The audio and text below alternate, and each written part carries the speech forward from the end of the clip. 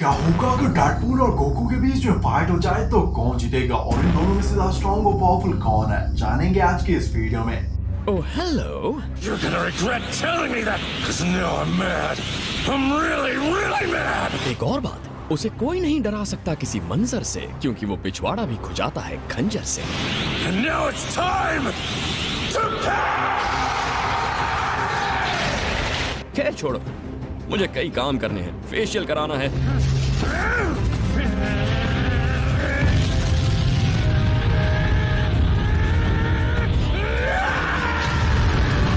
तेरे कुत्ते कुत्ते करके बोटियों को खिला दूंगा।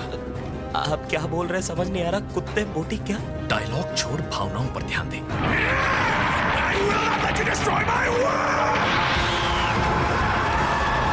तो डेडपूल का असली नाम वेड विलियमसन है, जिसका जन्म कनाडा के एक शहर में हुआ था। और जैसे कि ऑलमोस्ट सभी सुपरहीरोज का होता है, वेड का बचपन में बहुत ही ज्यादा तकलीफ और परेशानियों में बीतता है। और जब वेड बड़ा होता है तो वो मिलिट्री ज्वाइन कर लेता है, जहाँ पर वो एक बहुत ही अच्छा सोल्जर था, पर फिर भी उसे मिलिट्री से निकाल दिया जाता है क्योंकि उसका बिहेवियर बहुत ही ज्यादा बुरा था। और उस टाइम पर भी वो हर टाइम पर मजाक और दूसरों की बेइज्जती करता रहता था, जिसके बाद वो क्रैक का एक गुंडा बन जाता है जो कि पैसों के लिए किसी हुए मार देता था। और वेड की लाइफ काफी ज्यादा अच्छी चल रही थी, पर बाद में उसे पता चलता है कि उसे कैंसर हो गया है, जो कि उसके शरीर के मल्टीपल बॉडी पार्ट्स में हुआ था, वो भी लास्ट स्टेज का, जिसका इलाज उस टाइम पर बिल्कुल भी पॉसिबल नहीं था। वेड ऐसे ही मौत की तलाश में भटक रहा होता है कि तभी उसे कुछ लोग मिलते हैं जो उसे ठीक करने की बात करते हैं। और वेड उनकी बात मानकर वेपन एक्स नाम के प्रोग्राम में शामिल हो जाता है, जिसमें उसकी बॉडी में एक सीरम डाला जाता है जो कि कॉमिक्स में वुल्वरीन का डीएनए था। और 2016 की डेडपूल मूवी में इसे चेंज कर दिया गया और हमें बताया गया कि डेडपूल पहले से ही एक म्यूटेंट था और इस सीरम ने डेडपूल के म्यूटेंट जीन को एक्टिवेट कर दिया, जिससे उसकी बॉडी में जबरदस्त सुपर हीलिंग फैक्टर आ गया, जिससे अब वो बीमारी से तो नहीं मर रहा था, पर कैंसर सेल्स उसकी पूरी बॉडी पर हावी हो गए। हालांकि हीलिंग फैक्टर की वजह से वो कैंसर उसे नहीं मार सकता था, पर इसकी वजह से उसकी बाहरी स्किन पूरी तरह से खराब हो गई, क्योंकि इससे वेड का कैंसर ठीक नहीं हुआ था, बल्कि उसके हीलिंग फैक्टर की वजह से वो कंट्रोल में आ गया। और अगर संभव उसकी पावर्स कुछ टाइम के लिए काम करना बंद कर दे तो वेड कुछ ही टाइम में कैंसर से मर जाएगा। डेडपूल को सबसे अलग और स्पेशल इसलिए माना जाता है क्योंकि वो फोर्थ वॉल को ब्रेक करके ऑडियंस के साथ बात कर सकता है। मतलब वो जानता है कि वो एक फिक्शनल कैरेक्टर है, उसकी दुनिया असली नहीं है, और इस दुनिया में जो कुछ भी हो रहा है वो उस राइटर के कंट्रोल में है। इसलिए एक बार डेडपूल ने पूरे के पूरे मार्वल यूनिवर्स को मार डाला था, क्योंकि उसे लग रहा था कि मरने के बाद ये सभी कैरेक्टर्स राइटर के कंट्रोल से आजाद हो जाएंगे। डेडपूल को स्टार्टिंग में as a super villain introduce किया गया था और वो एक विलेन ही था, पर बाद में उसकी पॉपुलैरिटी को देखते हुए उसे एंटी हीरो की कैटेगरी में डाल दिया गया, जहाँ पे वो सुपर हीरो और सुपर विलेन दोनों के काम कर सकता था। जिसके इरादे तो सुपर हीरो वाले थे, पर उसका काम करने का तरीका सुपर विलेन वाला था, और वो कहीं के भी किसी भी रूल को कभी नहीं मानता। डेडपूल की सबसे बड़ी खासियत और कमजोरी ये है कि वो कभी भी चुप नहीं बैठता और वो हर टाइम मजाक और दूसरों की बेइज्जती करता रहता है। इसलिए वो म्यूटेंट बनने से पहले भी बहुत ही ज्यादा मजाक किया था और अब और भी ज्यादा सनकी बन चुका है। बात करें पावर्स की तो डेडपूल के पास सुपर तो नहीं, पर एनहांस स्ट्रेंथ है, मतलब वो किसी दूसरे सुपर हीरो के बराबर स्ट्रॉन्ग और पावरफुल तो नहीं है, पर किसी भी ह्यूमन के मुकाबले ज्यादा स्ट्रॉन्ग और पावरफुल है। और कॉमिक्स में वो कैप्टन अमेरिका तक को एक अच्छी खासी फाइट दे चुका है। डेडपूल के पास एनहांस ड्यूरेबिलिटी भी है, मतलब वो किसी भी ह्यूमन बीइंग से ज्यादा ड्यूरेबल है। और सबसे बड़ी बात, चाहे जो भी हो जाए, डेडपूल को कभी भी दर्द नहीं होता। और डेडपूल की सबसे स्पेशल और पावरफुल एबिलिटी है उसका रीजनरेशन और हीलिंग फैक्टर। डेडपूल की बॉडी हर टाइप की इंजरी को कुछ ही सेकंड्स में हील कर सकती है, मतलब चाहे वो छोटी मोटी खरोच हो या गन की गोलियों के वुंड्स, वो कुछ ही सेकंड्स में पूरी तरह से हील हो जाते हैं। और क्योंकि उसे दर्द नहीं होता, इसलिए अगर कभी फाइट में उसका कोई बॉडी पार्ट भी कट जाता है, फिर भी डेडपूल ऐसे फाइट करता रहता है जैसे कुछ हुआ ही ना। और अगर किसी एक्सप्लोजन या सुपर पावरफुल अटैक से उसकी पूरी बॉडी भी फट जाती है, तो उसकी बॉडी खून के एक बूंद तक से खुद को पूरी तरह से रीजनरेट कर सकती है। और इन्हीं सब चीजों की वजह से डेडपूल ऑलमोस्ट इमॉर्टल है। डेडपूल के पास एनहांस स्पीड भी है, मतलब वो सुपरमैन या फ्लैश के बराबर तो नहीं, पर अच्छा खासा फास्ट भी है। और अपने सुपर स्टैमिना के साथ वो कई सालों तक बगैर थके फाइट भी कर सकता है। और किसी भी पॉइजन या ड्रग का भी डेडपूल पर कोई भी असर नहीं होता, जो कि एक स्किल्ड और एक्सपर्ट फाइटर है, और वो बहुत सारी फाइटिंग टेक्निक का मास्टर है, जो कि कब क्या कर दे किसी को नहीं पता। और इसी की वजह से किसी के लिए भी डेडपूल के किसी भी मूव को ब्रेक करना ऑलमोस्ट इम्पॉसिबल हो जाता है। जबकि बात करें गोकू की, तो गोकू मल्टीवर्स का स्ट्रॉन्गेस्ट बीइंग बनना चाहता था, और इवन ड्रैगन बॉल सुपर से पहले भी गोकू की स्ट्रेंथ अनइमेजिनेबल और अनरियल, और वो emperor of the universe universe Frieza की पावर्स को सरपास कर चुका था, जो कि ऐसे अटैक्स कर सकता था जिसके ब्लास्ट को गैलेक्सी से बाहर तक से देखा जा सकता था, और ये उसे लगभग multi solar system level powerful बना देते हैं, जो कि पूरे के पूरे यूनिवर्सेस को सिर्फ अपनी सेकंड फॉर्म में डिस्ट्रॉय कर सकता था, और उसके पास इनफाइनाइट और बॉटमलेस स्ट्रेंथ थी। और even green reaper of the justice, जो कि सुपर सेन 3 था, और सिर्फ अपने स्क्रीन से ही डायमेंशंस के अंदर और बाहर तक जा सकता था, और उसकी सिर्फ प्रेजेंस ही रियलिटी को रैप और मैन क्रिएट कर सकती थी। गोकू उसे तक सरपास कर चुका था। और तो और मार्जिन बू, जो कि पूरे के पूरे यूनिवर्स को मल्टीपल डायमेंशन से क्रश और डिस्ट्रॉय करने वाला था। और इवन ग्रैंड काइरस, जो कि यूनिवर्स साइज प्लैनेट था, जिसके लिए उसे 1000 यूनिवर्स लेवल पावर से भी कई गुना ज्यादा स्ट्रॉन्ग और पावरफुल एनर्जी की जरूरत पड़ती, क्योंकि देखो किसी भी यूनिवर्स में प्लैनेट्स और स्टार्स के बीच में 99.9% खाली स्पेस और वैक्यूम होता है, जबकि वो प्लैनेट पूरी तरह से सिर्फ मैटर और मास था। गोकू और डेसी इतने ज्यादा फास्ट थे कि वो हेल से बाहर ड्रिफ्ट ऑफ करके आ गए थे, जिसको साइज में इनफाइनाइट बताया गया है, और इसके लिए उसे इनफाइनाइट स्पीड से मूव करना पड़ा होगा। और ड्रैगन बॉल सुपर में गोकू अर्थ का स्ट्रॉन्गेस्ट फाइटर बन चुका था, और अब वो गॉड ऑफ डिस्ट्रक्शन बियर्स के सामने था, जो कि ऐसे भी की तलाश में था जो कि उसके राइवल सुपर सेन गॉड से भी कई गुना ज्यादा स्ट्रॉन्ग और पावरफुल। और बियर्स खुद इतना ज्यादा स्ट्रॉन्ग और पावरफुल था कि उसने सुपर सेन गोकू को सिर्फ अपने 2 अटैक्स में हरा दिया था, जिससे गोकू को एक बात तो समझ आ गई कि वो ऐसे इस फाइट को नहीं जीत सकता, और इस फाइट को जीतने का सिर्फ एक रास्ता है कि वो सुपर सेन गॉड की पावर्स को अचीव कर ले, जिसके लिए शिरन गोकू को बताता है कि सुपर सेन गॉड की पावर्स को अचीव करने के लिए गोकू को एक रिचुअल करना होगा, जिसके लिए 5 प्योराइटर सेंस को अपने लाइट और अपने ट्रस्ट को hope of the universe Goku के अंदर फ्यूज करना होगा, जिससे गोकू ब्लू लाइट से ग्लो करने और चमकने लगा, और अब वो सुपर सेन गॉड बन चुका था। जिसके बाद फिर से गोकू और बियर्स के बीच में फाइट होती है, और अभी गोकू अपनी इस नई मिली इमेंस एनर्जी को कंट्रोल करने की कोशिश कर रहा था, जिनके फाइट और अटैक से इतनी ज्यादा एनर्जी रिलीज हुई कि उससे प्लैनेट, स्टार या गैलेक्सी नहीं बल्कि पूरे का पूरा यूनिवर्स 7 ही डिस्ट्रॉय हो गया, जिससे गोकू ने अपनी गॉड फॉर्म खो दी, पर वो एनर्जी और पावर्स फ्यूज होने की जगह उसके साथ उसकी बॉडी में ही फ्यूज हो गई। मतलब अब गोकू के पास यूनिवर्सेस को डिस्ट्रॉय करने वाली पावर सिर्फ अपनी बेस फॉर्म में थी, और वो सुपर सेन 1, 2, 3 और सुपर सेन गॉड को इसके ऊपर से फिर से यूज कर सकता था, जिसमें सुपर सेन 1 बेस फॉर्म से 50 गुना, सुपर सेन 2 100 गुना, सुपर सेन 3 400 गुना, और super Sen God base form से 10 लाख गुना ज्यादा स्ट्रॉन्ग और पावरफुल थी। जिसके बाद वीजस के साथ अपनी ट्रेनिंग में गोकू ने फायरी रेड गॉड और सुपर सेन की ब्लेंडिंग ब्लू लाइट को मर्ज करके super Sen blue light form को भी अनलॉक कर लिया था, जो कि सुपर सेन गॉड से 50 गुना ज्यादा स्ट्रॉन्ग और पावरफुल थी। गोकू जिरन के साथ डिवाइड कर चुका है, जो कि 11th यूनिवर्स का स्ट्रॉन्गेस्ट वाटर था, और already god of destruction Beerus की पावर्स को सरपास कर चुका था। जिरन की stand divine timeline infinite Zamasu को सरपास कर चुकी थी, जो कि ऐसा गॉड था जो पास्ट, प्रेजेंट और फ्यूचर के कॉस्मोस से अपनी पावर्स लेता था। गोकू जिरन के साथ फाइट करता है, और जिरन सुपर सेन गॉड गोकू के पंचेस को सिर्फ अपनी एक उंगली से रोक लेता है, और ये पंचेस कई लाख गुना ज्यादा स्ट्रॉन्ग और पावरफुल थे उन पंचेस से जो गोकू ने गॉड आर्क में बियर्स के अगेंस्ट यूज किए थे, पर उनका जिरन पर कोई भी असर नहीं होता, और थोड़ी देर फाइट करने के बाद गोकू को फाइनली अपने strongest attack universe 7 spirit form का यूज करना पड़ता है, पर ये भी काफी नहीं था। जिरन इससे भी अपने एक ही हाथ से रिफ्लेक्ट कर देता है, और गोकू अपने ही अटैक में खुद गिर जाता है, और गोकू के जिंदा रहने की चाहत और विल पावर से इसे सर्वाइव करने में हेल्प करती है, और वहाँ से एक ऐसा मॉडल बाहर आता है जिसकी फॉर्म को गॉड तक अचीव नहीं कर सकते थे। टेक्निक ऑफ द एंजल्स मेगाटोन और गोटिए ऑटोनोमस अल्ट्रा इंस्टिंक्ट, जो कि सिर्फ अपनी एग्जिस्टेंस से इनफाइनाइट वर्ल्ड वॉइड की रियलिटी को शेप एंड क्रिएट और चेंज कर रहा था, जहाँ पर स्पेस और टाइम का कंसेप्ट तक एग्जिस्ट नहीं करता। और गोकू इस टाइम पर इतना ज्यादा स्ट्रॉन्ग और पावरफुल बन चुका था कि उसके अटैक से निकली हुई एनर्जी इनफाइनाइट वर्ल्ड वॉइड की रियलिटी को ही रैप और डिस्ट्रॉय कर रही थी। और एक पॉइंट के बाद गोकू ने अपनी आंखें तक बंद कर ली ताकि वो सिर्फ अपनी इंस्टिंक्ट्स के साथ फाइट कर सके। जिरन ने डिसाइड किया कि वो ऐसे इस फाइट को नहीं जीत सकता, जिसके बाद वो इट्स ओवर बोलकर गोकू को अपना सबसे स्ट्रॉन्ग और मोस्ट पावरफुल अटैक करता है। पर तभी गोकू ने कुछ ऐसा कर दिया जिसे देखकर सभी गॉड्स तक को उसके लिए खड़ा होना पड़ा। गोकू ने जिरन को पता चलता कि आखिर हुआ क्या है, उससे पहले ही उसके अटैक को रिफ्लेक्ट कर दिया, और अब उनके सामने master of ultra instinct Goku था, जो कि वहाँ पर मौजूद सभी गॉड से भी कई गुना ज्यादा स्ट्रॉन्ग और पावरफुल था, और अब मल्टीवर्स में भी उसका सामना कोई नहीं कर सकता। और बात करें फाइट कंपैरिजन की, तो ये फाइट एकदम क्लोज नहीं है, क्योंकि गोकू एक अलग के लेवल पर है। हालांकि गोकू डेडपूल को जान से नहीं मार सकता, क्योंकि डेडपूल खून की एक सिंगल बूंद से वो तो पूरी तरह से रिजेनरेट कर सकता है, पर इस प्रोसेस में थोड़ा सा टाइम लगता है, और जब तक डेडपूल दोबारा से रिजेनरेट होगा तब तक गोकू इसे अपनी एक मेन समझ कर आगे बढ़ चुका होगा, और इसलिए गोकू इस फाइट का अल्टीमेट विनर होगा। और फाइट में चाहे जो भी हो जीतेगा गोकू, या शायद नहीं, तो मैं लगता है